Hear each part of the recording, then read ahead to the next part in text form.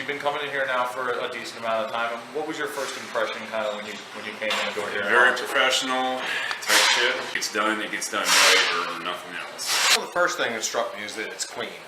We all work as a team, keep the place clean, mop up, we sweep, empty the trash cans, everything is kept up. I've come to really appreciate here with our office and management that they do give us the best parts to do the job. If a job requires a specialty tool, we make sure that they have that, readily available as well. Sometimes you don't see it, the next guy will, and there's a lot of help around here. If you get stuck on something, you sure somebody has your back and will come and help you.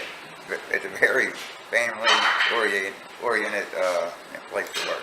Everybody here gets along. I think one of the reasons why this place is so good is because they take care of their employees. This place is busy. This is the busiest shop I've ever worked at. You know it's going to come out right.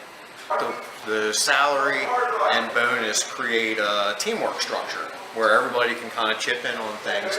Nobody feels like they're getting the short end by being stuck on a particular job. This is a place where you want to go, where every guy from a dealership would want to end up this way here. But there's no cutthroat. All the work is distributed evenly. Pick the strong points. That's where the work goes. It's nice to be able to just concentrate on the work instead of worrying, hey, I'm not making any money because I've been doing all this kind of work today. It allows you to fix what's really truly wrong with the car instead of what's going to make money.